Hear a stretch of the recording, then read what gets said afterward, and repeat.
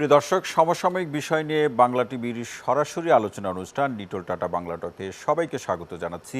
সঙ্গে আছি আমি তৌহিদুল হক। আপনারা জানেন, অনুষ্ঠানের মাধ্যমে আমরা দিনের গুরুত্বপূর্ণ ঘটনা কিংবা সপ্তাহের সবচেয়ে আলোচিত ঘটনাগুলো নিয়ে আলোচনা করি। তারই ধারাবাহিকতায় আজকে দুটি বিষয় আমরা আলোচনায় রাখছি। প্রথমটি হলো করোনার টিকা কার্যক্রম উদ্বোধন করলেন মাননীয় প্রধানমন্ত্রী শেখ হাসিনা, এবং একই সাথে চট্টগ্রামের সিটি কর্পোরেশন নির্বাচন অনুষ্ঠিত হলো। আমরা এই নির্বাচনের প্রেক্ষাপটে যেটি আলোচনা করতে চাই, কেমন হলো নির্বাচনটি, এই বিষয় নিয়ে আলোচনা করার জন্য আমাদের সাথে চারজন সম্মানিত আলোচক আমাদের সাথে যুক্ত হয়েছেন। আসুন তাদের সাথে আপনাদের পরিচয় করে দিই। শুরুতেই আছেন abnews24.com-এর প্রধান সম্পাদক এবং রাজনৈতিক গবেষক সুভাষ সিংহ রায়, আছেন বিএনপি চেয়ারপারসনের উপদেষ্টা হাবিবুর রহমান হাবিব, আছেন ঢাকা সাংবাদিক ইউনিয়নের সভাপতি কুদ্দুস আফরাদ, আছেন আইইডিসিআর-এর সাবেক প্রধান বৈজ্ঞানিক কর্মকর্তা ডক্টর মুশতাক হোসেন। আমরা আলোচনা শুনবো। দর্শক, তার আগে করোনা টিকা কার্যক্রম উদ্বোধন সম্পর্কে হাকিম মোরলের একটি প্রতিবেদন আছে, আমরা প্রতিবেদনটি দেখে নিতে চাই। বিসমিল্লাহির রহমানির রহিম। বিকেলে গণভবন থেকে ভার্চুয়াল মাধ্যমে কুর্মিটোলা হাসপাতালে আনুষ্ঠানিকভাবে দেশে করোনা টিকা দেওয়ার কার্যক্রম উদ্বোধন করেন প্রধানমন্ত্রী শেখ হাসিনা। কোভিড-19 মোকাবেলার জন্য ভ্যাকসিন কার্যক্রম আমি শুভ উদ্বোধন ঘোষণা করছি। উদ্বোধনী দিনে প্রথম টিকা নেন কুর্মিটোলা জেনারেল হাসপাতালের senior nurse Runu Veronica Costa. এরপর পর্যায়ক্রমে টিকা নেন ওই হাসপাতালের চিকিৎসক আহমেদ লুৎফুল মোবিন, স্বাস্থ্য অধিদপ্তরের অতিরিক্ত মহাপরিচালক doctor Nasima Sultana, police surgeon Didarul Islam ও সেনা কর্মকর্তা ইমরান হামিদ। এ সময় টিকা গ্রহণকারীদের শুভেচ্ছা জানিয়ে তাদের সুস্থতা কামনা করেন প্রধানমন্ত্রী। কোভিড-19 ভ্যাকসিন নিলেন, তাদের সুস্বাস্থ্য কামনা করি। যারা দিলেন তাদেরকে ধন্যবাদ জানাই। প্রধানমন্ত্রী বলেন, দেশের মানুষের স্বাস্থ্য সুরক্ষায় বিশ্ব স্বাস্থ্য সংস্থার সব নিয়ম মেনে করোনা মোকাবেলায় কাজ করছে সরকার। আজকে বাংলাদেশের জন্য এটা একটা ঐতিহাসিক দিন হলো, কারণ বিশ্বের অনেক দেশও এখনো শুরু করতে পারেনি। সেখানে আমাদের মতো একটি দেশ, ঘন বসতিপূর্ণ দেশ, সীমিত অর্থনৈতিক শক্তি নিয়েই আমরা কিন্তু মানুষের কল্যাণে যে আমরা কাজ করি, সেটাই আজকে প্রমাণ হলো। আমি আশা করি যে আমরা যে আজকে যাত্রা শুরু করলাম, এর মাধ্যমে আমাদের দেশের মানুষ অন্তত করোনা ভাইরাস থেকে মুক্তি পাবে। সবাই একটু দোয়া করেন আল্লাহর কাছে যেন আমরা এই করোনার হাত থেকে যেন আমাদের দেশের মানুষকে সুরক্ষা দিতে পারি। বাংলাদেশের কিনা 3,40,00,000 টিকা খুব শিগগিরই পাওয়ার কথা উল্লেখ করে সবাইকে পর্যায়ক্রমে টিকা কার্যক্রমের আওতায় আনা হবে বলে জানান সরকার প্রধান। এর মধ্য দিয়ে বাংলাদেশ করোনা মুক্ত হবে বলেও আশাবাদ ব্যক্ত করেন প্রধানমন্ত্রী। আমরা যে 3,40,00,000 ডোজ আমরা কিনেছি, তার মধ্যে 50 লক্ষ এসে গেছে, আর বাকি এটা আমরা যখনই আমরা দিতে শুরু করে দেব, এরপর থেকে আরো আসতে থাকবে। কাজে এ ব্যাপারে কোনো সমস্যা হবে না। ইনশাআল্লাহ এই অবস্থা থেকে আমরা উত্তরণ ঘটাবো। টিকার ব্যবস্থা করায় সরকারের প্রতি কৃতজ্ঞতা জানিয়ে দেশের মানুষের জন্য কাজ করে যাওয়ার প্রত্যয় ব্যক্ত করেন ভ্যাকসিন গ্রহণকারীরা। ভ্যাকসিন নিলে মানুষের ক্ষতি হবে, এটা যে অপপ্রচার, এটা বন্ধ করার জন্য আমি ভ্যাকসিন নিয়েছি। 15 মিনিট হয়ে গেছে, আমার কোনো পার্শ্ব প্রতিক্রিয়া হয়নি, কোনো ধরনের আমার অস্বস্তিও লাগছে না। আমি মনে করি যে ভ্যাকসিনটা আমাদের জন্য একটা আশীর্বাদ হয়ে বাংলাদেশে এসছে। এদিকে টিকার পার্শ্ব প্রতিক্রিয়া হলে সরকারিভাবে চিকিৎসার ব্যবস্থা করা হবে বলে জানান স্বাস্থ্যমন্ত্রী জাহিদ মালেক। ভ্যাকসিনের ইনশাল্লাহ অভাব হবে না। যতগুলো ভ্যাকসিন পৃথিবীতে দেওয়া হচ্ছে, তার মধ্যে এই ভ্যাকসিনটি সবচেয়ে ভালো বলে এখন পর্যন্ত প্রমাণিত হয়েছে। যে ভ্যাকসিনের তেমন কোনো পার্শ্ব প্রতিক্রিয়া দেখা দেয়নি। হাকিম মোড়ল, বাংলা টিভি, ঢাকা। দর্শক, হাকিম মোরলের প্রতিবেদনটি আমরা দেখলাম, এবং এই প্রতিবেদনের সাথে মিল রেখে আমরা ডক্টর মুশতাক হোসেন আপনার কাছে আলোচনা আসতে চাই।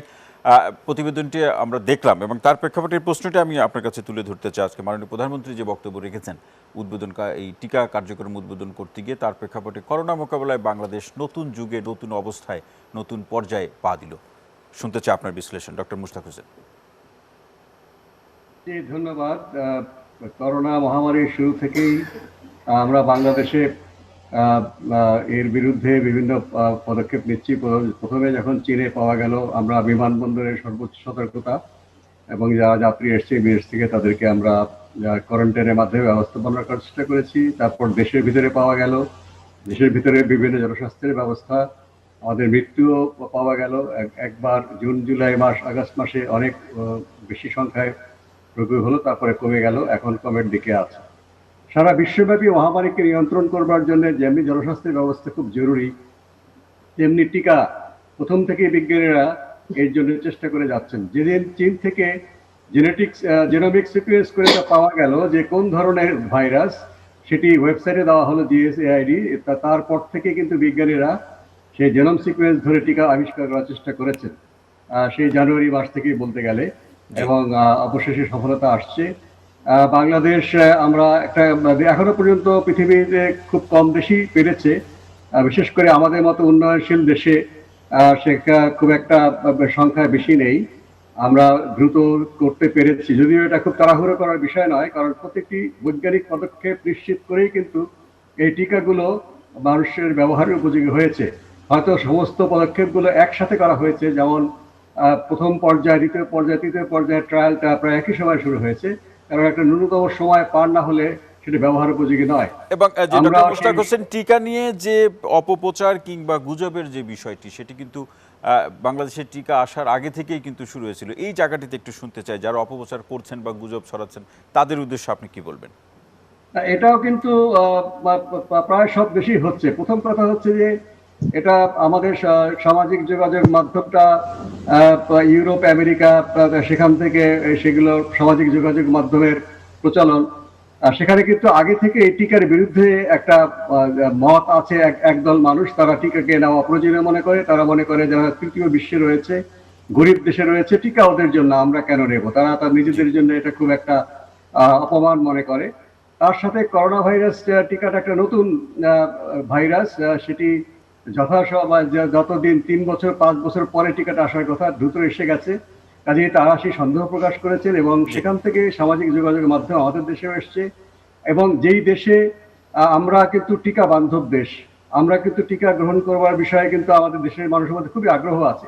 এখন যে প্রশ্নগুলো এসছে সেটা অন্যান্য দেশে যেগুলো প্রচার হচ্ছে সেখান থেকে আসছে, এগুলো খুব দ্রুত কেটে যাবে। এবং বিষয়টা হলো যে এই মানুষের এই ধরনের উদ্বেগকে আমলে নিয়ে তার সঠিক বৈজ্ঞানিক জবাব, এবং শুধু বৈজ্ঞানিক জবাবই নয়, এখন কিন্তু পৃথিবীতে কয়েক লক্ষ মানুষ এই টিকা দিয়েছেন। কারো মধ্যেই কিন্তু এই সাধারণ যে টিকার জন্য অসুবিধা হয়, সেই অসুবিধা কিন্তু হচ্ছে না কারো কাছে, তাও কিন্তু সংখ্যা খুবই কম। গুরুতর পার্শ্ব প্রতিক্রিয়া একেবারেই হয়নি বললেই চলে, সেটা 10 লাখে একজন বা লাখে একজন হতে পারে। এগুলো আমরা চোখে দেখছি, এবং প্রথম পর্যায়ে আমাদের যারা চিকিৎসক, স্বাস্থ্যকর্মী, নার্স, তারা দিচ্ছেন। এবং ডক্টর মুশতাক, যেটি আপনি বলছেন খুব চমৎকার করে, যে আসলে পার্শ্ব প্রতিক্রিয়া হলে সেটি মোকাবেলা করার স্বাস্থ্যগত ব্যবস্থাও রয়েছে। আমি আপনার কাছে ফিরবো। ডক্টর মুশতাক হোসেন, আপনাকে অসংখ্য ধন্যবাদ। কুদ্দুস আফরাদ, আপনার কাছে আসতে চাই। আপনি একই সাথে প্রতিবেদনও আমাদের ডক্টর মুশতাক হোসেনের কথা শুনলেন, এবং মাননীয় প্রধানমন্ত্রী আজকে যে বক্তব্য বলেছেন যে বিশ্বের অনেক দেশ কিন্তু এখনো টিকা কার্যক্রম শুরু করতে পারেনি। সীমিত শক্তির এই বাংলাদেশে যে আজকে যে টিকা কার্যক্রমটি মাননীয় প্রধানমন্ত্রী উদ্বোধন করলেন, সেটি একটি ঐতিহাসিক দিন হিসাবে তিনি উল্লেখ করেছেন। আপনার বিশ্লেষণ শুনতে চাই, কুদ্দুস আফরাদ। এক কথা যদি বলি, এটা অভাবনীয় পদক্ষেপ বর্তমান সরকারের। জি। এবং মাননীয় প্রধানমন্ত্রী যথাযথই বলেছেন, তা হচ্ছে যে উন্নত বিশ্বেরই অনেক জায়গায় এখনও টিকা পৌঁছায়নি। জি। উন্নয়নশীল দেশগুলোর মধ্যে যেসব দেশে গেছে তার মধ্যে বাংলাদেশও একটা, এবং আজকের থেকে এটা টিকার চালু হলো। জি। একটা পর্যবেক্ষণমূলক ব্যবস্থা। বিষয়টা হচ্ছে যে করোনার আক্রান্তের, করোনা শনাক্ত, আক্রান্ত, এইসব ব্যাপারে আমরা বেশ ভালো অবস্থানে আছি। আমাদের দেখেন, প্রথম যখন টিকার কথা হচ্ছে তখন 16 কোটি মানুষের কেউ 16 কোটি টিকাও চাচ্ছিল, কোনো দল, কোনো মহল, এইভাবে। আবার যখন টিকা প্রায় 9 কোটি থেকে 10 কোটি বা অ্যাভাব টিকার ব্যবস্থা করা হচ্ছে শুনছে, এরপরে টিকা যখন চলে আসলো ফার্স্ট পর্যায়ে, আসার আগে দিয়েই এই নানান রকম গুজব রটানো, যেটা আপনি বললেন একটু আগে। আসল হচ্ছে আমাদের দেশের মানুষের এটা হচ্ছে সার্বিকভাবে একটা বৈশিষ্ট্য আছে যে কোনো ব্যাপারে কম বেশি সমালোচনা করার একটা কৃতিত্ব মনে করে, সেটা বুঝে হোক না বুঝে হোক। যেটা একটু আগে মুস্তাক ভাই বললেন, বৈজ্ঞানিক কথা, বৈজ্ঞানিক কোনো বিশ্বাস, বৈজ্ঞানিক কোনো বিশ্লেষণ তারা শুনতে চায় না। জি। তারা অন্ধের মতো কিছু কথা বলে যায়, হাস্যরসাত্মক মনে করে। এই আলোচনাটি আপনার কাছ থেকে শুনতে চাই যে এই টিকা নিয়ে রাজনৈতিক বিতর্ক কিন্তু একেবারে কম হয়নি। হ্যাঁ, রাজনৈতিক বিতর্ক তো বিএনপি এটা নিয়ে নানানভাবে বিতর্ক। শুরুতে টিকা বসার পরেই বিএনপি প্রথমেই বললেন, তাহলে সাধারণ মানুষকে টিকা দেওয়ার জন্য সরকারের তরফ থেকে। বিএনপি এটা বলেছে, তাহলে সংশয়টা কোথায়? তাদের সন্দেহের জায়গাটি কোথায়? না, তাদের সন্দেহের জায়গা না। তাদের কাজ হচ্ছে গভর্নমেন্টকে বিব্রত করা, গভর্নমেন্টকে ব্যতিব্যস্ত, বিব্রত বা কোনো কাজ থেকে বিরত রাখা। যদি এইখানে টিকাটা ঠিকভাবে না নেয় তাহলে করোনা দীর্ঘায়িত হবে, এবং দীর্ঘায়িত হলে এটা এর দায় দায়িত্ব সরকারের উপরে বর্তানো যাবে। এটা মূল একটা এই জায়গাটা আমি একটু আপনার কাছে আবার আসবো, আলোচনা আসবো। তার আগে আপনার এই কথা সূত্র ধরে হাবিবুর রহমান হাবিব আপনার কাছে আসতে চাই। আমাদের ঢাকা সাংবাদিক ইউনিয়নের সভাপতি কুদ্দুস আপনাদের বলছিলেন যে আসলে বিএনপির কাজ সরকারকে বিব্রত করা, কিংবা এই টিকা নিয়ে যে বিতর্ক, একটি হলো যে টিকার কার্যকারিতা নিয়ে সেটি নানাভাবে আলোচনা থাকতে পারে, কিন্তু টিকার কার্যকারিতা বা টিকা নিয়ে প্রধান নিয়ে যেভাবে রাজনৈতিক বিতর্ক হয়েছে সেটি আপনাদের দল থেকে শুরু করা হয়েছে বা সেই বিতর্কটি আপনারাই করেছেন, এরকম একটি মন্তব্য কুদ্দুস আফরাদ করলেন। আপনার বিশ্লেষণ শুনতে চাই, হাবিবুর রহমান হাবিব। আপনাকে ধন্যবাদ। আপনার মাধ্যমে বাংলা টিভির সামনে দর্শক শ্রোতা, দেশের বাইরে যারা দেখছেন তাদেরকে সশ্রদ্ধ সালাম, বিজ্ঞ আলোচক বৃন্দকে শুভেচ্ছা। মানে এখানে আমরা আজকে আলোচনায় বসেছি যে টিকা নিয়ে মানুষের মধ্যে সংশয় ছিল, সেই সংশয়টা দূর করা যায় কিনা বা এই ব্যাপারে মানুষকে উদ্বুদ্ধ করা যায় কিনা টিকা নেওয়ার ক্ষেত্রে। জি, এখানে বিএনপির পক্ষ থেকে বলা হয়েছে একটা সতর্কতামূলক ব্যবস্থা গ্রহণ করার জন্য বলা হয়েছে, এবং এটি যে এই করোনা যখন বিভিন্ন দেশে আক্রান্ত হলো, করোনায় হাজার হাজার মানুষ, লাখ লাখ মানুষ, আমাদের বাংলাদেশে অবশ্য অনেক পরে শনাক্ত হয়েছে, টেস্ট করা হয়েছে, তারপর থেকে যে অব্যবস্থাপনা চলেছে। এখন আমার সাংবাদিক ভাই যেভাবে বলছেন, ওনার কথাটা আওয়ামী লীগের প্রেসিডিয়ামের উপরে কোনো পদ থাকলে সেই পদে উনি আসেন। উনি একটা সাংবাদিক, উনি সাংবাদিকের দৃষ্টি থেকে কথা বলবেন, উনি ডাইরেক্ট একটা দলের বিরুদ্ধে, এটা তো আমি মনে করি যেন উনি একটা সাংবাদিক, ওনার এইটা নিয়ে বলার কিছু নেই। তো যেভাবে কথা বলেন এটা সাংবাদিকের ভাষা না। আমি যদি হাবিবুর রহমান হাবিব, হাবিবুর রহমান হাবিব আপনি বলবেন, কিন্তু আমি যদি একটু যোগ করে একটু ছোট্ট একটা প্রশ্ন রাখি, আপনারা যে সংশয়ের কথাগুলো বলছেন সেগুলো আসলে তার ভিত্তি কি, কোন বিষয়ের উপর ভিত্তি করে আপনি এই বক্তব্যগুলো দিয়েছেন? ভিত্তিটা হলো এই, করোনা রোগী যখন টেস্ট করা শুরু করলো তখন ভিত্তি হলো এইটি যে রিজেন্ট হসপিটাল না, ওটা ডায়াগনস্টিক সেন্টার, তার মেয়াদ পার হয়ে গেছে তার লাইসেন্সের, তাকে করোনা টেস্ট করার জন্য এবং করোনা রোগীর চিকিৎসা করার জন্য দেওয়া হলো। আপনার ডাক্তার সাবরিনা, তাকে দেওয়া হলো করোনা টেস্ট করার জন্য, এবং এরা গ্রেপ্তার আছে, কিন্তু যারা দিল দায়িত্বটা তারা কোথায়?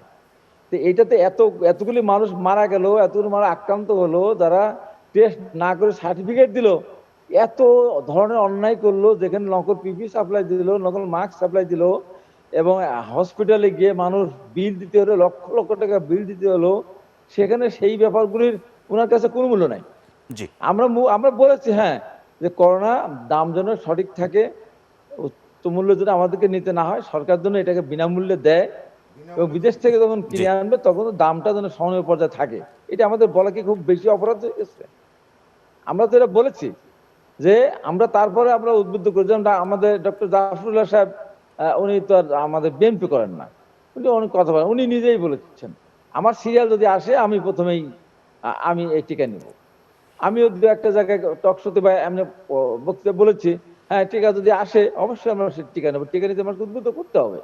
সারা পৃথিবী যেখানে নিচ্ছে সেখানে আমরা পিছিয়ে থাকার তো কোনো আমাদের কোনো কারণ আছে বলে আমি মনে করি না। এবং পার্শ্ব প্রতিক্রিয়া, মুস্তাক ভাই যে কথাটি বললেন, এবার উনি বিশেষজ্ঞ, পার্শ্ব প্রতিক্রিয়া পৃথিবীর বিভিন্ন দেশে অল্প কিছু কিছু কোথাও কোথাও হয়েছে, কোথাও তো কম হয়েছে, ব্যাপক কিছু হয়নি। তা আমরা মনে করি যে আমাদের বাংলাদেশে যে টিকাটা সরকার আজকে উদ্বোধন করলেন, আমি আশা করি এবং প্রত্যাশাবাদ ব্যক্ত করব যে টিকা নেওয়ার পরে আমাদের কোনো মানুষ যেন আক্রান্ত না হয়, এটা আমরা আশা করি, এবং সরকারও সেদিকে দৃষ্টি রাখবেন, এইটা প্রত্যাশা করা তো আমার কোনো অপরাধ না। এবং আমি মনে করি এখানে বিভ্রান্ত হওয়ার কোনো প্রয়োজন না, আমাদের সবাইকেই একবারে সব মানুষকে টিকা দেওয়া যাবে না, ধীরে ধীরে সরকার দিবে, ধীরে ধীরে আমরা গ্রহণ করবো। অসংখ্য ধন্যবাদ হাবিবুর রহমান হাবিব, আপনাকে অসংখ্য ধন্যবাদ। সুভাষ সিংহ রায়, আপনার কাছে আসতে চাই। হাবিবুর রহমান হাবিব যেমনটি বলছিলেন, তার কথা সূত্র ধরে যদি আমি আপনাকে একটি প্রশ্ন রাখতে চাই, যে বিএনপি যে প্রত্যাশার কথা বলেছে কিংবা তারা যে বক্তব্যগুলো দিয়েছে, সেই বক্তব্যগুলোর হাবিবুর রহমান হাবিব যেটি বললেন যে কার্যক্রমটি যাতে আরও সফল হয়, আরও কার্যকরী হয়, সেটি তাদের উদ্দেশ্য ছিল, কিন্তু তাদের সেই বক্তব্য কিংবা অভিমতকে সরকার কতটা গুরুত্ব দিয়েছে বা দিচ্ছে? সুভাষ সিংহ রায়। আমার শ্রদ্ধেয় নেতা হাবিবুর রহমান হাবিব এখন যা বললেন, আমি যদি ফ্ল্যাশব্যাকে যাই, গত 15 দিন আগের বক্তব্যগুলো বিএনপির পক্ষ থেকে যা বলা হয়েছে তুলে ধরি, তাহলে কিছুটা অমিল খুঁজে পাওয়া যাবে। বিএনপির বক্তব্যটা এরকম ছিল না। যাই হোক, এই আলোচনায় নাই বা গেলাম। পৃথিবীতে 54তম দেশ হিসেবে বাংলাদেশ আজকে টিকাকরণ কর্মসূচি শুরু করলো এবং 200-এর অধিক দেশে, যেটা বলা হয়ে থাকে 218টি দেশ কোভিড-19 আমরা পর্যদস্ত হয়েছে পৃথিবী। মাননীয় প্রধানমন্ত্রী যে কথাটি তার জাতির উদ্দেশ্যে ভাষণে বলেছিলেন যে বাংলাদেশ একটি সমীহের নাম। রবীন্দ্রনাথ ঠাকুরের একটা বিখ্যাত উক্তি আছে, তার কালান্তরে উল্লেখ করেছিলেন যে পৃথিবীর সমস্ত বড় বড় সভ্যতায় দুঃসাহসের সৃষ্টি, শক্তির দুঃসাহস, বুদ্ধির দুঃসাহস, আকাঙ্ক্ষার দুঃসাহস। এই দুঃসাহসগুলো দেখাতে পেরেছেন আজকের প্রধানমন্ত্রী শেখ হাসিনা। আপনি যে অভূতপূর্ব একটি অনুষ্ঠান আজকে দেখেছে দেশবাসী, এটা কিন্তু নতুন একটা মাত্রা যোগ করেছে। এবং এই যে টিকা নিয়ে কত কথা যে কত রকম আছে, এটা আর বলতে গেলে অনেক সময় প্রয়োজন হবে। এবং যে কথাটি হাবিব ভাইয়ের খুব খারাপ লেগেছে, একজন সাংবাদিক কি করে এক ধরনের কথা বললেন, তিনি নকল মার্কসের কথা বলছেন, নকল সার্টিফিকেটের কথা বলছেন। বাংলাদেশে বঙ্গবন্ধু হত্যাকাণ্ডের পরে তো বাংলাদেশকে নকল বাংলাদেশ বানানোর চক্রান্ত 21 বছর হয়েছিল। অতএব ওই বিতর্কে আজকে রাজনীতি, কিন্তু বিএনপি এই কথাগুলো কি বলতে পারবে না? যদি কোথাও অন্যায় দেখে, অনিয়ম দেখে, তারা সেটা বলতে পারবে কিনা? অবশ্যই বলবে, অবশ্যই বলবে। আমি তো বলি যে যখন আদর্পণওয়ালার বক্তব্য নিয়ে যখন হইচই শুরু হলো, আমি এই হইচইর দিন আমি বলেছিলাম আমি এটাকে ইতিবাচক অর্থেই দেখি। কারণ সরকার আরো বেশি সতর্ক হয়েছে। সরকার বলেছে যে, বলে দেওয়া হয়েছিল যে টিকা ঠিক মতো দেবে না ভারত, তারা পেঁয়াজের মতন, তারা বিভিন্ন রকম তিস্তার পানির মতন নানান রকম নয় ছয় করবে, এরকম তো বলেছে না। তাহলে বিএনপি সেই সুভাষ সিংহ রায় এই আলোচনাটা, সুভাষ সিংহ রায় এই আলোচনাটা আমি একটু আসতে চাই। তাহলে বিএনপি যে অভিযোগগুলো করেছে, তাদের সেই সংশয়ের উৎস কোথায়? না, সংশয়ের উৎস তারা নিজেরাই খুঁজে বের করুক, কারণ আমি এ ব্যাপারে আলোচনা করতে চাই না। আমি যে কথাটি বলতে চাই যে সদার্থক হতে হয়, সরকারকে আপনার সদার্থক হতে হবে। আমি যদি শব্দটা অর্থ করি, সেটা ইতিবাচক, অস্তিত্ববাচক বা ধনাত্মক হতে হয়। আমি গত 12 বছরের বিএনপি রাজনীতিতে কোনো সদার্থক পদক্ষেপ দেখি নাই। আপনার কি মনে আছে সমুদ্র সীমায় বিজয়ের পরে বেগম খালেদা জিয়ার পক্ষ থেকে একটা বিবৃতি দেওয়া হয়েছিল, অভিনন্দন বার্তা। এটাই কিন্তু একমাত্র অভিনন্দন বার্তা। 12 ঘন্টা পর প্রত্যাহার করা হয়েছে। তাবৎ জগৎ সংসারে কোথাও কিন্তু আপনি এরকম একটি বিবৃতি দেওয়ার পরে সে বিবৃতি আবার প্রত্যাহার করে নেওয়া হয়েছে। অতএব ওই জায়গায় না যেয়ে বলি, বাংলাদেশের মানুষকে কিভাবে টিকাকরণের প্রক্রিয়া নেওয়া যায়, হাবিব ভাইকে অনুরোধ করব, তার দলকে অনুরোধ করব, আসেন আমরা সেই কাজটি করি। কেননা নানান রকম ভ্রান্তি জায়গা তৈরি হয়ে আছে এবং টিকা নিয়েও কিন্তু ভ্রান্তি তৈরি করা হয়েছে। দাম নিয়ে কথা বললেন, বিএনপির সবচেয়ে বড় নেতা যিনি এখন আমার খুব প্রিয় মানুষ, তিনি যখন বলেছেন $2 ভ্যাকসিন কেনা হয়েছে $5 দিয়ে, আমি দায়িত্বহীন ভাবে বলতে চাই এরকম বক্তব্য তার দেওয়া উচিত নয়। কেননা যে চুক্তি হয়েছে, চুক্তি অনুযায়ী পৃথিবীতে সবচেয়ে অনন্য সাধারণ চুক্তি হয়েছে বাংলাদেশে, যে ভারত যে দামে নিবে বাংলাদেশ সেই দামে কিন্তু পাবে। এবং ভারতের দাম যদি বেশি হয়, ওই চুক্তি অনুযায়ী তার উপরে দাম যেতে পারবে না, কমলে আবার বাংলাদেশ কম দামে পাবে। আপনি পৃথিবীতে কোন চুক্তি দেখাতে পেরেছেন? দক্ষিণ আফ্রিকা গত পরশু তারা সিরাম ইনস্টিটিউট থেকে তারা যে অফার পেয়েছে, সেটা মে জুন মাসে পাবে, তাও $5.25। আমি অনেক তথ্য দিতে পারবো, যেহেতু আমি ওষুধ উৎপাদন এবং বিপণনের সাথে যুক্ত আছি। অতএব এই বিষয়গুলো আমি অবগত। আমি ফিরবো সুভাষ সিংহ রায় আপনার কাছে। জগৎ থেকে বেরিয়ে আসতে হবে। সুভাষ সিংহ রায়, বিলম্বিত বোধোদয়, আমি একটি শব্দ ব্যবহার করছি, বিলম্বিত বোধোদয়, এটা আমাদের সংস্কৃতির মধ্যে আছে। ধন্যবাদ। আপনাকে আমি ফিরবো আবার সুভাষ সিংহ, আপনার কাছে ফিরবো। অসংখ্য ধন্যবাদ। এই পর্যায়ে অসংখ্য ধন্যবাদ।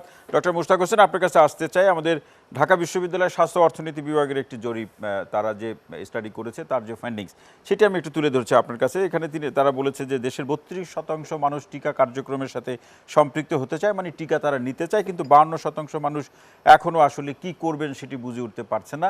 এই 52% মানুষের জন্য বা 32%-এর পরে যে মানুষগুলো আছে, শতাংশ মানুষ আছে, তাদের জন্য আপনাদের একজন চিকিৎসক হিসাবে আপনার কি পরামর্শ থাকবে?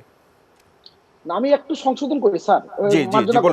52% বলছে তারা দেখে শুনে পর্যবেক্ষণ দেখে শুনে তারা ব্যবস্থা নেবে। জি জি, ধন্যবাদ সুভাষ সিংহ রায়। ডক্টর মুশতাক হোসেন। জি হ্যাঁ, সুভাষ সিংহ রায় সঠিকই বলেছে। এখানে 16% মানুষ তারা টিকা নিতে চাচ্ছেন না। আমাদের কার্যক্রম এই 16% সহ যারা এই মুহূর্তে টিকা নিতে তারা সংশয় প্রকাশ করছেন, আর 52% তারা পর্যবেক্ষণ করবে। সেই পর্যবেক্ষণের জন্য কিন্তু 7 দিন আমাদের নেতৃস্থানীয় চিকিৎসকরা আগামীকাল টিকা নেওয়া শুরু করবেন। প্রতিটি 5টি বাংলাদেশের সবচাইতে শীর্ষ মেডিকেল কলেজ হাসপাতাল, সেখান থেকে তারা কালকে টিকা নেবেন।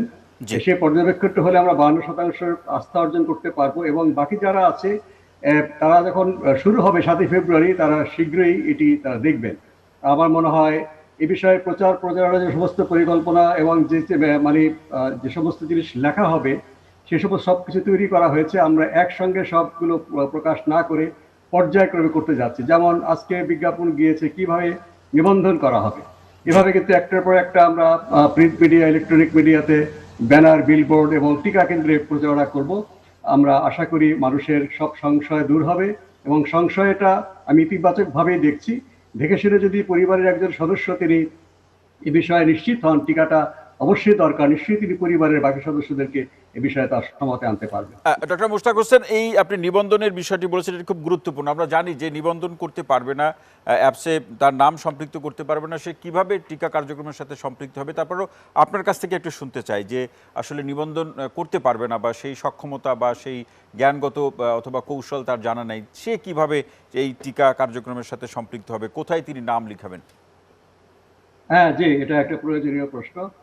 অনেকের প্রান্তিক মানুষদের কাছে পরিবারের কারো কাছে হয়তো স্মার্টফোন নেই, তিনি কিভাবে নিবন্ধন করবেন সে হয়তো সেই বিষয়টি তার কারিগরি কৌশলটাও তার হয়তো জানা নেই।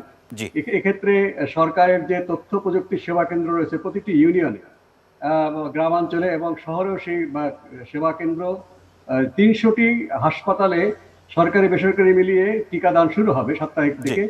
সেখানে গিয়ে তারা নিবন্ধন করতে পারবেন জাতীয় পরিচয়পত্র নিয়ে। কারো যদি জাতীয় পরিচয়পত্র নাও থাকে, অন্য যে কোনো জন্ম নিবন্ধন কিংবা পাসপোর্ট কিংবা অন্য কোনো কাগজ যেটাকে তার বয়স নিরূপণ করা যাবে, সেভাবে সেখানে কিন্তু সহায়তা করবে তাদেরকে নিবন্ধন করবার জন্য। প্রতিটি স্বাস্থ্য কেন্দ্রে, টিকাদান কেন্দ্রে তারা সশরীরে গিয়ে তারা নিবন্ধন করতে পারবেন, এবং তাদের সামনেই এখানে অ্যাপে তাদের নামটা রেজিস্ট্রি করা হবে এবং তাকে দেখিয়ে দেওয়া হবে কিভাবে তিনি বার্তা পাবেন। তার পরিচিত কোনো মানুষের মোবাইল টেলিফোন নাম্বার দিতে পারেন, অথবা তিনি সেই স্বাস্থ্য কেন্দ্রে গিয়ে জেনে আসবেন তার টিকাটা কবে দেওয়া হবে। এবং ডক্টর মুশতাক, এর সাথে মিলে আরেকটি বিষয় জানতে চাই, যে আলোচনাটি এখন দেশের মানুষের মধ্যে সবচেয়ে বেশি, যে পার্শ্ব প্রতিক্রিয়ার বিষয়টি। যে আমার যে প্রশ্নটি আপনার কাছে, সেটি হলো টিকা নেওয়ার পরে বিশেষ কোনো ব্যবস্থা অথবা প্রক্রিয়া অবলম্বন করার দরকার আছে কিনা। এটি একটু দেশের মানুষ, আমার মনে হয় যে এই মুহূর্তে আপনি বললে আরো বেশি সচেতন হবে, টিকা নেওয়ার ক্ষেত্রে আগ্রহ বাড়বে। হ্যাঁ, যে সমস্ত বাচ্চাদেরকে কিছুদিন আগে হাম এবং রুবেলার টিকা দেওয়া হয়েছে তাদের অভিভাবকরা ভালো করে জানেন। বাংলাদেশে টিকাদান যারা করেন তারা এই ব্যবস্থাটি সব সময় আছে। প্রথমে হচ্ছে টিকাদান করার পরে যে টিকাদান কেন্দ্রে তাদেরকে 30 মিনিট থাকতে বলা হয়েছে, কারণ অধিকাংশ যে শারীরিক কোনো অস্বস্তি বা অসুবিধা এই সময়ের মধ্যে হয়ে থাকে, তখন সেখানে চিকিৎসক এবং স্বাস্থ্যকর্মী আছেন। তারপরে যখন তিনি বাসায় যাবেন বা যেখানে যাবেন, তারপরেও কিন্তু কোনো রকম তাদের অস্বস্তি হতে পারে। সেটার জন্য তাদেরকে হটলাইন, সেই হটলাইনটা কিন্তু আজকেও দেওয়া হয়েছে পত্রিকা বিজ্ঞাপনে।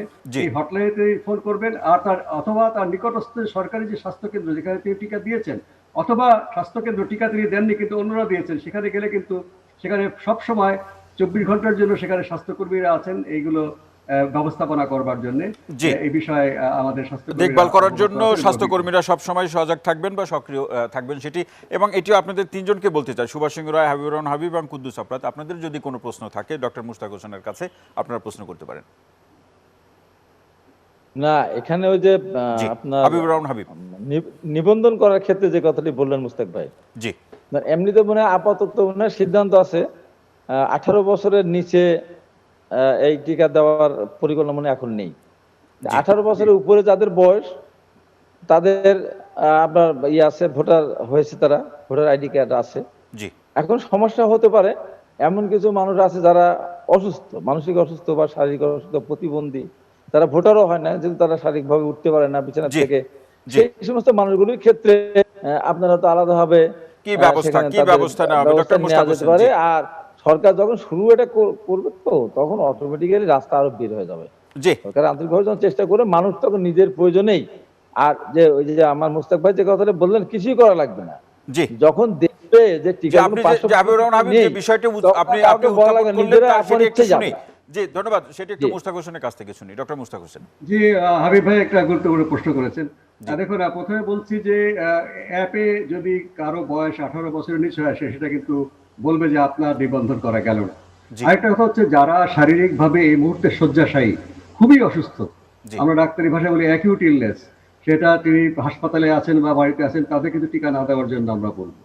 আর যাদের না, যে ওই সমস্ত- অসুস্থ না, ওই যে জি। শারীরিক প্রতিবন্ধী কিছু আছে না, যারা উঠতে পারে না, হাঁটতে পারে না। প্রতিবন্ধী, হ্যাঁ, প্রতিবন্ধীদের আচ্ছা, জন্য অবশ্যই বিশেষ ব্যবস্থা। হ্যাঁ, যারা হয়তো তাদের চলাফেরা করতে অসুবিধা, হুইল চেয়ারে চলাফেরা করতে পারতো অথবা হুইল চেয়ার নেই, সেই তাদের জন্য ব্যবস্থাটিও অবশ্যই আছে। স্বাস্থ্যকর্মীরা, সেই ব্যবস্থাটি আছে। স্বাস্থ্যকর্মী এবং ডক্টর স্বেচ্ছাসেবকরা, মুস্তাক হোসেন, আপনি স্বেচ্ছাসেবক যেমনটি তাদেরকে নিয়ে বলছেন, সেই আসবেন। ব্যবস্থাটি আছে।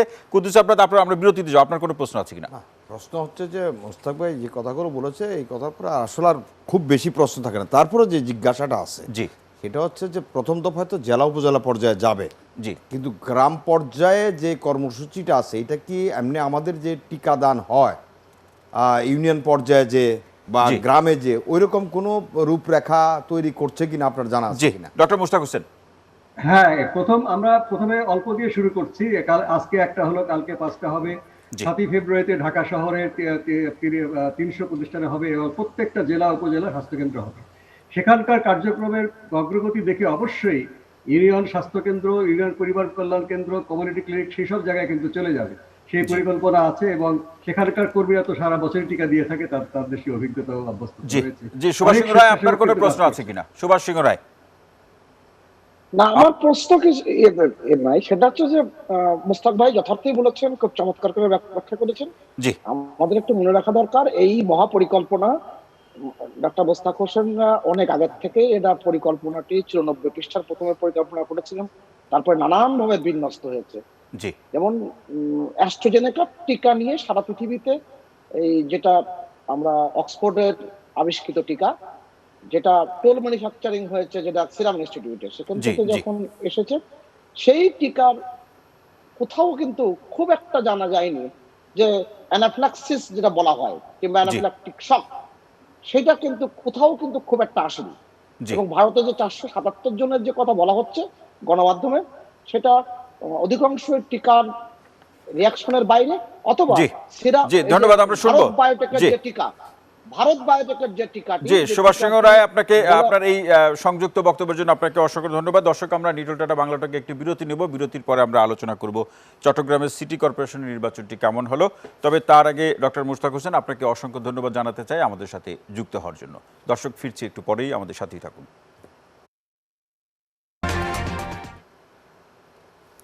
দর্শক, বিরতির পর আবারও স্বাগত জানাচ্ছি নিটল টাটা বাংলাটক অনুষ্ঠানের এ পর্যায়ে আমরা চট্টগ্রাম সিটি কর্পোরেশন নির্বাচনটি কেমন হলো এই বিষয়ে জানবো। আর আমাদের সাথে আলোচক হিসেবে তো আছেন সুভাষ সিংহ রায়, হাবিবুর রহমান হাবিব, কুদ্দুস আফরাত, এবং সেই সাথে আমাদের সাথে যুক্ত হয়েছেন চৌধুরী লোকমান, ব্যুরো প্রধান, চট্টগ্রাম বাংলা টিভি। চৌধুরী লোকমান, আপনাকে অনুষ্ঠানে স্বাগত জানাচ্ছি। একই সাথে আপনার কাছ থেকে চট্টগ্রামের নির্বাচনের, সিটি কর্পোরেশন নির্বাচনের সর্বশেষ পরিস্থিতি জানতে চাচ্ছি। ধন্যবাদ আপনাকে। জি, আসলে আমার কাছে আজকে সর্বশেষ তথ্য হচ্ছে, এখন ফলাফল ঘোষিত হচ্ছে চট্টগ্রাম সিটি কর্পোরেশন নির্বাচনের। জি, এই মুহূর্তে 400টি কেন্দ্রের ফলাফল আমার হাতে আছে। যে যে 400টি কেন্দ্র ফলাফল ঘোষিত হয়েছে সরকারিভাবে, যে কন্ট্রোল রুম থেকে। আমি এই মুহূর্তে কন্ট্রোল রুম থেকে আসছিলাম। অর্ধেকের বেশি কেন্দ্রের ফলে রেজাউল, মানে আপনার আওয়ামী লীগ প্রার্থী নৌকা প্রতীকে নিয়ে বিএনপির প্রার্থী ডাক্তার সাদাত হোসেনের 7 গুণ বেশি ভোটে এগিয়ে আছেন। জি, আমার কাছে এখন 400 কেন্দ্রের মোট ফলাফলে রেজাউল নৌকা প্রতীকে 1,59,883 ভোট পেয়েছেন। তার নিকটতম প্রতিদ্বন্দ্বী বিএনপির মেয়র প্রার্থী ডাক্তার সাদাত হোসেন দানের শীষ প্রতীকে পেয়েছেন 21,804 ভোট। এটা ছিল সর্বশেষ নির্বাচনের ফলাফল। আরো নির্বাচনের ফলাফল 735টি কেন্দ্রের ফলাফল আসবে, আরো এখনো ঘোষিত হচ্ছে কন্ট্রোল রুমে। সাধারণ মানুষের জি চৌধুরী লোকমান, সাধারণ মানুষের প্রতিক্রিয়া কেমন দেখছেন, যারা ভোটার ছিল? সাধারণ মানুষের প্রতিক্রিয়া বলতে, যখন নির্বাচনী প্রচারণা শুরু হয় গত 8 তারিখ থেকে, 8ই জানুয়ারি থেকে, তখন থেকেই কিন্তু খুবই উত্তেজনা বিরাজ করছিল চট্টগ্রাম সিটি কর্পোরেশন ইলেকশন নিয়ে। সাধারণ ভোটারদের মধ্যে একটা ভীতি সঞ্চার হয়েছিল, যে ভীতিটা মানে কাল অবধি পর্যন্ত ছিল। কালকে কিছুটা যে নিরাপত্তার চাদরে যখন আইন শৃঙ্খলা বাহিনী ডেকে দেয় পুরো নগরী, তখন একটু ভীতি কমে আসছিল। কিন্তু ভোট শুরু হওয়ার পর আজ সকাল থেকে বিচ্ছিন্ন বলা যাবে না আসলে, প্রায় বেশিরভাগ কেন্দ্রেই উত্তেজনা এবং দাওয়া পাল্টা দাওয়া এবং কেন্দ্র দখল, এজেন্ট বের করে দেওয়া থেকে শুরু করে মানে আপনার মানে ভোটের আসলে পরিস্থিতিটা মানে তেমন একটা সুখকর হয়নি যেভাবে আমরা। চৌধুরী লোকমান, এই অবস্থার মধ্যে আপনি যেমনটি বলছিলেন, এর মধ্যে ভোটারদের উপস্থিতি কেমন ছিল এটা একটু শুনতে চাই আপনার কাছ থেকে। ভোটারদের উপস্থিতি মানে আপনি ধরেন অর্ধেকের বেশি কেন্দ্রে ভোটারদের উপস্থিতি কম ছিল, কিন্তু ছিল কিছু কিছু কেন্দ্রে ভোটারদের উপস্থিতি বেশ ছিল, সকাল থেকে বেশ ছিল। আবার যখন গন্ডগোল শুরু হয়, যে ককটেল ফাটে, যখন বোমা হয়, মানে একটু উত্তেজনা হয়, তখন থেকে একটু একটু কমতে থাকে। জি, ধন্যবাদ চৌধুরী লোকমান, আপনাকে অসংখ্য ধন্যবাদ। আপনি আমাদের সাথে থাকুন। হাবিবুর রহমান হাবিব।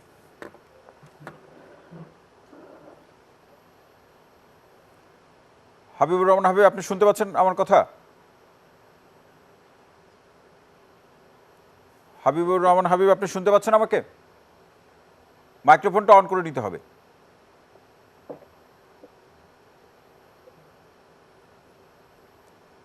দর্শক, আমরা শুনবো, তিনি সংযুক্ত হলেই আমরা তার কথা শুনবো। কুদ্দুস আফরাদ।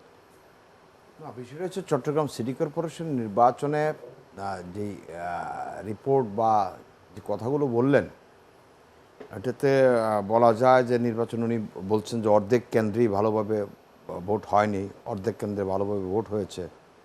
উপস্থিতি অর্ধেক কেন্দ্রে ভালো ছিল, অর্ধেক কেন্দ্রে। আবার ওনার বক্তব্যে কিছু কন্ট্রাডিক্টরি আছে যে গত রাত থেকে বা গতকাল থেকে, নির্বাচনের দিন থেকে পরিবেশ অনেক উন্নত হয়েছে। কিন্তু নির্বাচনের আগে উনি বললেন যে 8ই জানুয়ারি থেকে সহিংসতা, আতঙ্ক দেখা দেয়। আমরা কিন্তু গণমাধ্যমে এরকম কিছু দেখি নাই। গণমাধ্যমে যেটা আসছে, পাঠানটুলি এবং টাইগার পার্সে ক্ষমতাসীন আওয়ামী লীগেরই প্রার্থী এবং তার বিদ্রোহী প্রার্থীদের মধ্যে দুটো ঘটনায় একজন মারা গেছে, দুজনই মারা গেছে, পরে যায় একজন মারা যায়। এর বাইরে বিচ্ছিন্ন দুই একটি ঘটনা, কিন্তু 8ই জানুয়ারি থেকে আতঙ্ক এইসব বিরাজ করছে, এটা আমি প্রথম শুনলাম। কোনো সুযোগ আছে কিনা বা আমরা বলতে পারি কিনা, আমরা যদি খুব খোলামেলা আলোচনা করি, যে স্থানীয় পর্যায়ে রাজনৈতিক প্রেক্ষাপটে যা, নির্বাচন প্রেক্ষাপটে যা ঘটে, সবকিছু গণমাধ্যমে আসে না? না, গণমাধ্যম এখন অবাধ। গণমাধ্যম বলতে গেলে এটা না, সামাজিক যোগাযোগ মাধ্যম আছে। জি হ্যাঁ, তো আমি যেটা জানি এখন পর্যন্ত গণমাধ্যমের খবর, আজকে টেলিভিশনের খবর, পত্রপত্রিকার অনলাইনগুলোর যে সংস্করণ আছে তার খবর। আপনি একজন গণমাধ্যম কর্মী হিসেবে আপনি কিভাবে দেখেন এই নির্বাচন? সব মিলিয়ে জি, আমি নিজেই চট্টগ্রামে আমার জীবনের শিশুকাল থেকে একটা বিরাট সময় আমি এখানে কাটিয়ে এসেছি। জি, ওইখানকার ধ্যান ধরন বা রাজনৈতিক যে গতি প্রকৃতি বাংলাদেশের অন্যান্য অঞ্চলের চেয়ে একটু ভিন্ন। জি হ্যাঁ, একটা কুদ্দুস আফরাদ, সেই ভিন্নতার জায়গাগুলো আমি শুনবো আপনার কাছ থেকে। তার আগে হাবিবুর রহমান হাবিব, আপনার বিশ্লেষণ শুনতে চাই চট্টগ্রাম সিটি কর্পোরেশন নির্বাচনের প্রেক্ষাপটে।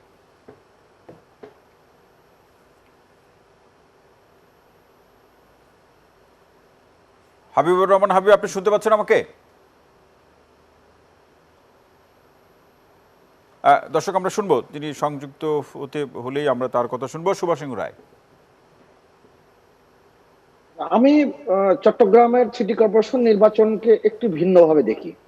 কেন, গত দু ধাপে যে নির্বাচনটি হয়েছে, সিটি যে পৌরসভার মেয়র পদের নির্বাচন, সে নির্বাচন দেখে বলার কোনো সুযোগ নেই যে ভোটারবিহীন নির্বাচন, এবং গণমাধ্যমে প্রায় সবকিছু উঠে আসে। আপনি যদি ঘুরিয়ে ফিরিয়ে অনেকগুলো পত্রিকা দেখেন, আপনি অনেক তথ্য কিন্তু দাঁড় করাতে পারবেন।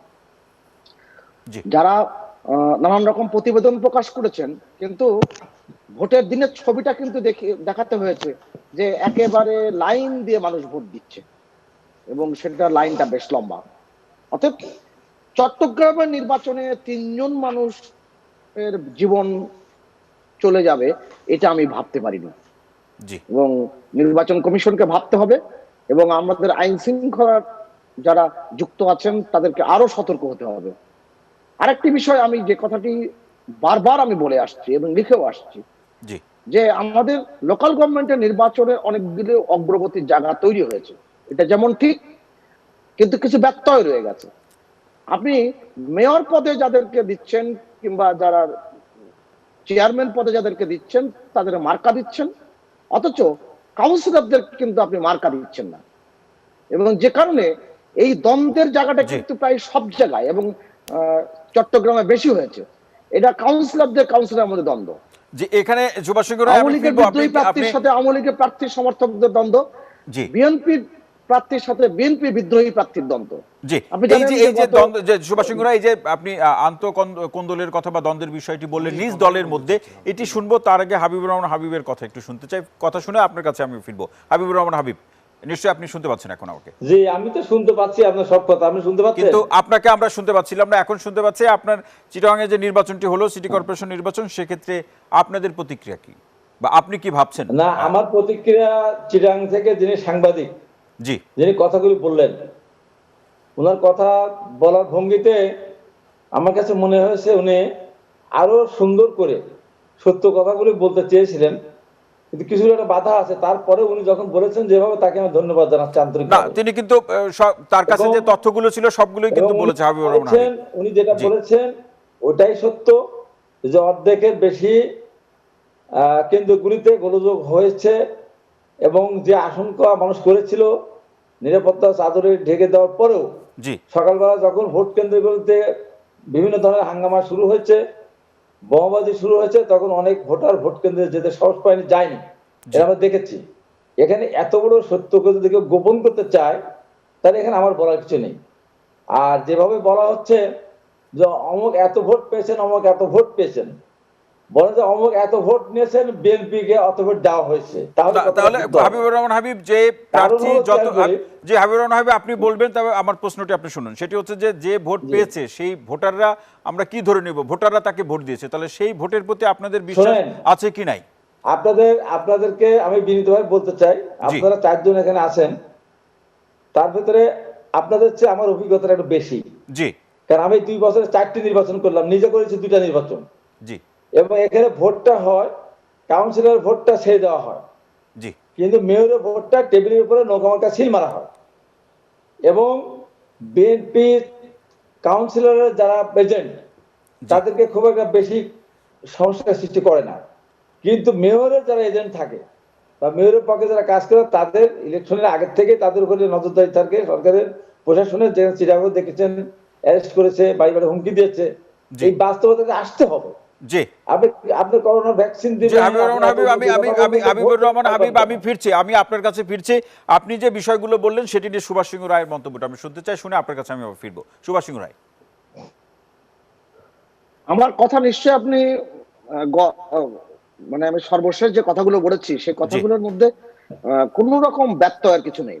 আমি খুব স্পষ্ট করে বলেছি, আমাদের নির্বাচন কমিশনকে, আমাদের রাজনৈতিক দলগুলোকে আরো বেশি সতর্ক হতে হবে, এবং তৃণমূল পর্যায়ে যে নির্বাচন, বিশেষ করে লোকাল গভর্নমেন্টের যে নির্বাচন, সেই নির্বাচনকে আরো ভালোভাবে করবার জন্য উদ্যোগ গ্রহণ করতে হবে। যে আমাদের এই জায়গাতে সুভাষ সিংহ রায়, আমি একটি প্রশ্ন আপনার কাছে রাখতে চাই, যেটি যে আপনি ভোটের ক্ষেত্রে নির্বাচন কমিশনের যে ভূমিকার বিষয়ে বললেন, সেখানে সিনিয়র সচিব কিন্তু মোহাম্মদ আলমগীর উল্লেখ করেছেন যে বিশ্বের উন্নত রাষ্ট্রগুলোর মতো বাংলাদেশেও ভোট না দেওয়ার মানসিকতা তৈরি হয়েছে।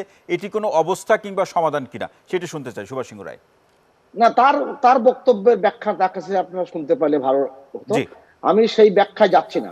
আমি শুধু বলবো, আমাদের নির্বাচন ব্যবস্থার অনেকখানি অগ্রগতি ঘটেছে, এটা যেমন সত্য, কিন্তু নির্বাচন ব্যবস্থার ভিতরে বেশ কিছু ব্যত্যয় এখনো রয়ে গেছে। এটার জন্য সব রাজনৈতিক দলগুলোকে একসাথে কাজ করতে হবে। শুধুমাত্র সমতাসীন দল যদি হিসেব করে দেখেন, আওয়ামী লীগ কিংবা সরকার পরিচালনার দায়িত্বে আওয়ামী লীগ, সে একাই সব করবে, এটা হতে পারে না। আপনি যে 2 ধাপে মেয়র পদে নির্বাচন হয়েছে, আমি তো বারবার উল্লেখ করছি, আন্ডারলাইন করছি, ভোটারবিহীন নির্বাচন এই কথাটি বলার আর সুযোগ নাই। আপনি কে কোন জায়গায় আপনি নির্বাচন কমিশনে যেহেতু আওয়ামী লীগের পক্ষ থেকে প্রতিনিধি দল, কিন্তু সরকারি দল, তারা বলে এসছে আজকে যে 5 লাইসে সহ বিভিন্ন জায়গায় তাদের সুভাষ সিংহ রায়, এজেন্টদেরকে বের করে দেওয়া হয়েছে। যে এই পরিস্থিতি নিয়ে সুভাষ সিংহ রায়, নিশ্চয়ই আপনি আমাকে শুনতে পাচ্ছেন। এই আপনার কাছে বিরতির পর আমি ফিরবো এবং একই সাথে হাবিবুর রহমান হাবিব, কুদ্দুস আপনাদের কথাও শুনবো এবং আমাদের সাথে চৌধুরী লোকমান আছেন, তার কথা আমরা শুনবো। তবে তার আগে আমাদের সময় হলো একটি বিরতি নেওয়ার। প্রিয় দর্শক, আপনারা দেখছেন নিটল টাটা বাংলা টক অনুষ্ঠান, নিচ্ছে ছোট্ট বিরতি, আমাদের সাথেই থাকুন।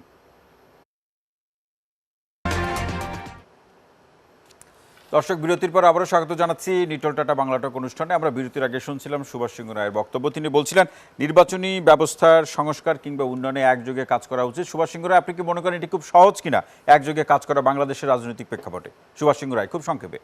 আচ্ছা, আপনি বলুন তো 2006 সালে আজকের প্রধানমন্ত্রী শেখ হাসিনা আওয়ামী লীগের সভাপতি হিসেবে তিনি যে নির্বাচন কমিশনের সংস্কারের জন্য 32 দফার যে আন্দোলন শুরু করেছিলেন, 11 দলকে নিয়েছিলেন, কমিউনিস্ট পার্টির হাতে ছিল, গণফোরাম ছিল, সেই আন্দোলন কি খুব সহজ ছিল? নিশ্চয়ই সহজ ছিল না। আপনি 12 বছর ক্ষমতার বাইরে, বুঝলাম আওয়ামী লীগ আপনাকে জোর করে ক্ষমতার বাইরে রেখেছে, তা জনগণ যদি আপনার সাথে থাকে, কোনোদিন মানুষ কি এইভাবে এই রাজনৈতিক দল এমন বিপর্যয় অবস্থা পড়তে পারে? আর বিএনপি গত 12 বছরে আপনার কাছে কি মনে হয় সুভাষ সিংহ রায় জনগণ বিএনপির সাথে আছে কিনা? বিকল্প হিসেবে সুভাষ সিংহ রায় জনগণ বিএনপির সাথে আছে কিনা? জি জি বলুন। আছে কি আসে না তো প্রমাণ হচ্ছে তো।